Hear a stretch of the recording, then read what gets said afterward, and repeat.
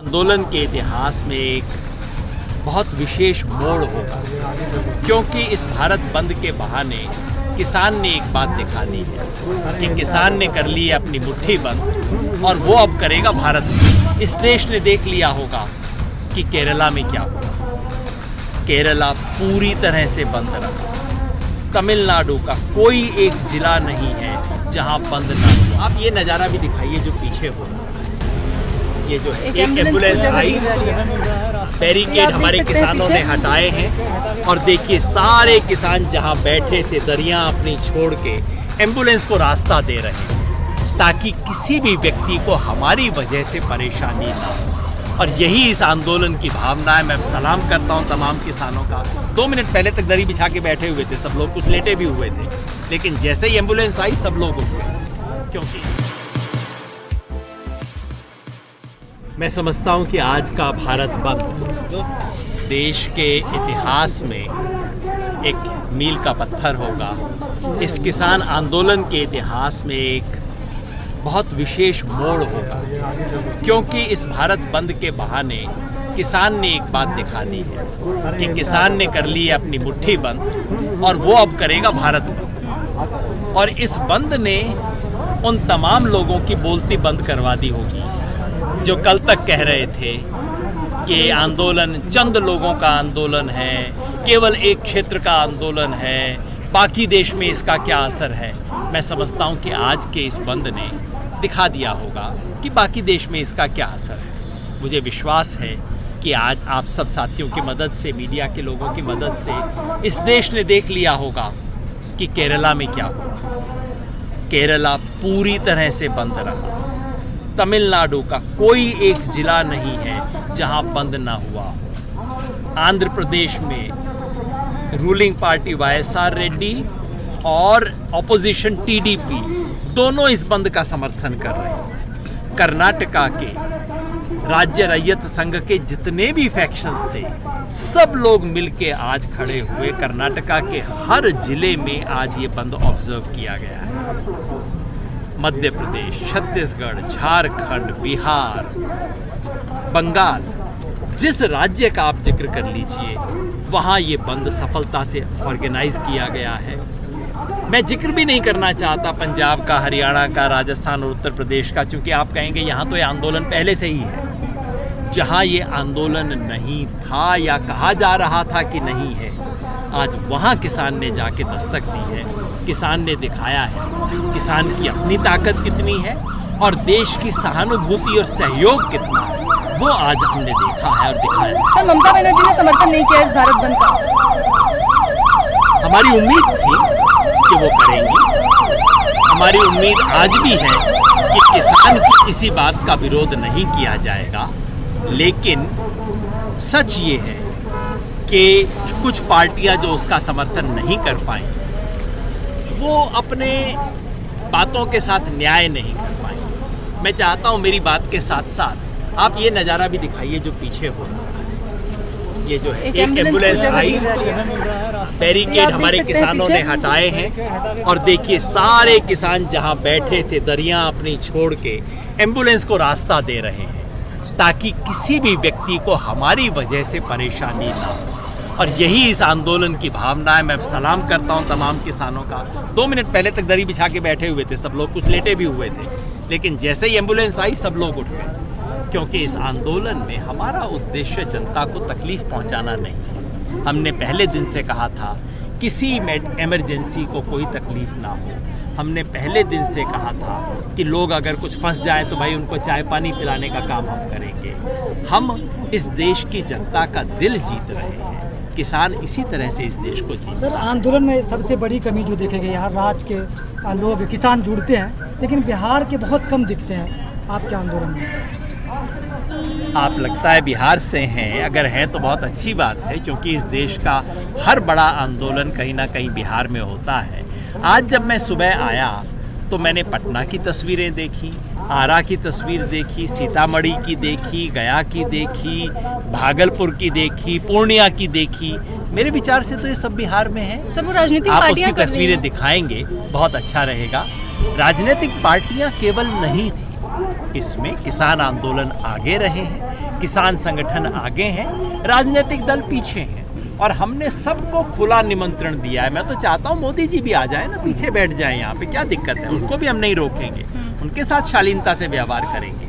लेकिन किसी पार्टी के प्रतिनिधि को संयुक्त किसान मोर्चा के मंच से हम नहीं बुलाएंगे, वहाँ किसान संगठनों के नेता बोलेंगे।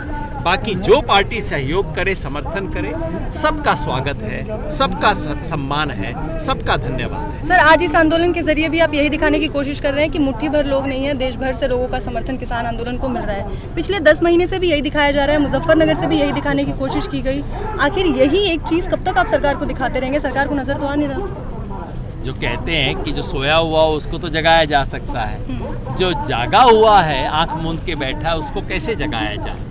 लेकिन क्या है कि सरकार के बहाने हम इस देश को भी जगा रहे हैं और जब देश की जनता जागेगी, आज जिस तरह से केरला, तमिलनाडु, कर्नाटका, आंध्रा, तेलंगाना, उड़ीसा, बंगाल, वहाँ पे जो मैसेज गया है वो मैसेज बहुत गहरे से जाएगा। तो मैं समझता हूँ जब लोकतंत्र में शासक को लोक लाज की चिंता खत्म हो जाए तो फिर लोक को, जनता को उठना होता है। इसलिए हम अब जनता को जगा रहे हैं, जनता को खड़ा कर रहे हैं। सर, सिंगू बॉर्डर पर एक किसान आज हार्ट अटैक आ गया, आपको जानकारी होगी, और वहीं पर मोदी जी आते हैं, अमेरिका सीधे जाते हैं कि संसद भवन का निर्माण देखने के लिए, लेकिन ऐसे जगहों पर मतलब इस बारे में कोई टिप्पणी नहीं। इस तरीके से हम कैसे देखते हैं प्रधानमंत्री को? मोदी जी से संवेदनशीलता की उम्मीद तो अब हम नहीं रख सकते इतने महीनों के बाद, लेकिन इस देश की जनता से हम उम्मीद करते हैं कि जनता देखेगी। 650 से अधिक किसान शहीद हो चुके हैं,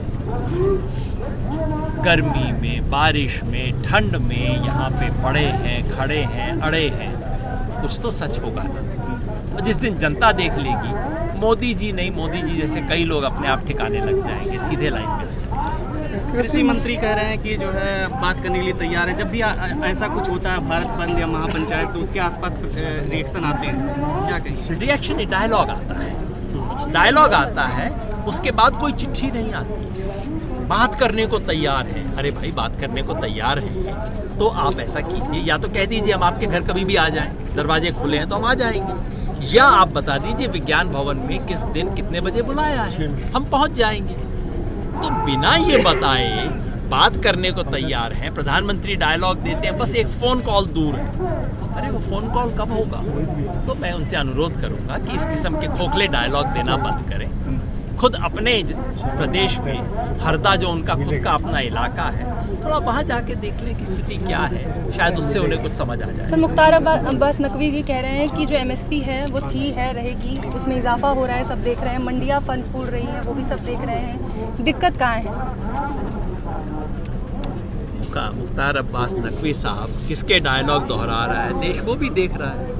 ये MSP थी है, रहेगी, ये किसका डायलॉग है जो बेचारे अब कार्बन कॉपी करके जीरोक्स को चला रहे हैं? देखिए, हकीकत ये है कि बिहार और उत्तर प्रदेश के अधिकांश किसानों के लिए MSP कागज पर थी, कागज पे है, और बीजेपी कह रही है कागज पे ही रहेगी। अगर वो पर्याप्त है तो फिर तो सचमुच आंदोलन की कोई ज़रूरत नहीं। अब किसान कागजों से संतुष्ट नहीं होगा, अब किसान को सचमुच वो MSP अपना कानूनी अधिकार चाहिए। तो बीजेपी बता दे वो करने को तैयार है कि नहीं। योगी जी सर 350 रुपये कर दिए गन्ना का मूल्य, बता रहे हैं कि गन्ने की बात करने लग गए हैं, क्या कहेंगे उसको? 4 साल तक 1 पैसा गन्ने का नहीं बढ़ा था, उसके बाद 25 रुपया बढ़ा के ऐसा दिखा रहे हैं जैसे एहसान किया हो। अरे भारत सरकार का अपना डॉक्यूमेंट CACP बताता है कि गन्ने की लागत 343 रुपया है, लागत है 343, दाम दे रहे हैं 350 और कह रहे हैं कि इस पे तालियां बजाओ, इसके कोई एहसान की बात हो गई। मैं समझता हूँ उत्तर प्रदेश का किसान इस किस्म के मजाक को स्वीकार नहीं करेगा। भाई राकेश टिकैत जी ने पहले ही कह दिया है कि इस तरह का मजाक नामंजूर है, और अब किसान इनको इस तरह के मजाक की सजा देगा। सर, आखिरी सवाल, कांग्रेस के कई नेता कह रहे हैं कि ये आंदोलन बीजेपी में अब फूट का कारण बन रहा है। उधर हम देख रहे हैं कि वरुण गांधी भी लगातार बगावती सुर में नजर आ रहे हैं। आज भी उन्होंने कहा कि जो गन्ने का मूल्य है उसको महंगाई को देखते हुए 400 रुपये कर देना चाहिए या 50 रुपये बोनस के तौर पर दिए जाने चाहिए। ये इनके अंदरूनी खेल हैं, ये जाने। और जैसा कहते हैं जब कोई जहाज डूबने लगता है तो चूहे वगैरह भागना शुरू कर देते हैं उससे। तो ये सब वरुण गांधी चीजें को चलती चूहा कह रहे रहती हैं हैं ना, मैं बिल्कुल नहीं कह रहा किसी को वो भागे थोड़ी, बीजेपी छोड़ी थोड़ी है वो। मैं तो कह रहा हूँ कि जब जहाज डूबता है तो चूहे भागते हैं, इस तरह की तमाम घटनाएं होती रहती हैं। हम उसके दृष्टा हैं, हम उस खेल के हिस्सा नहीं है, ये हमारा खेल नहीं है। हमारी निगाह तो केवल चिड़िया की आंख पे है, यानी कि 3 कानून हटाए जाएं, एमएसपी का लीगल अधिकार मिले, बस। इससे फालतू हमें कोई मतलब नहीं। इससे किसकी दुकान बड़ी होती है किसकी छोटी होती है हमें इससे कोई मतलब। पर बीजेपी की दुकान हटाने का ठेका तो अभी आप लोग लेके बैठे हैं ना। क्योंकि वो हमारी बात ना सुनने का ठेका लेके बैठे।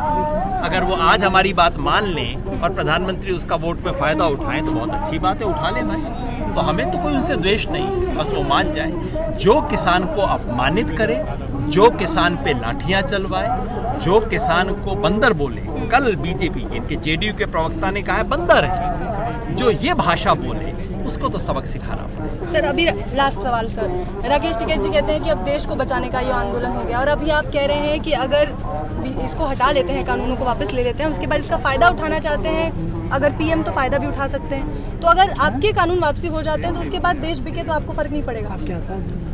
इस कानूनों को वापस करने का मतलब होगा कि सरकार को देश विरोधी आर्थिक नीतियों से कदम पीछे खींचने पड़े, क्योंकि ये कानून केवल 3 कानून नहीं है, ये इस देश में खेती पर कंपनियों के कब्जे का खेल है। जैसे ही ये कानून वापस होते हैं वैसे ही प्रधानमंत्री के जो दोस्त हैं, हमारे 2 वाले जो दोस्त हैं, उन सबको धक्का पहुंचेगा। तो उसमें लोकतंत्र को बचाने और इस देश की अर्थव्यवस्था को बचाने की लड़ाई अपने आप 2 कदम आगे बढ़ जाएगी। क्या रणनीति होगी सर, अगला क्या रणनीति होगी? बस हम तो यहीं बैठे हैं सड़क के ऊपर, रणनीति वो बताएं जो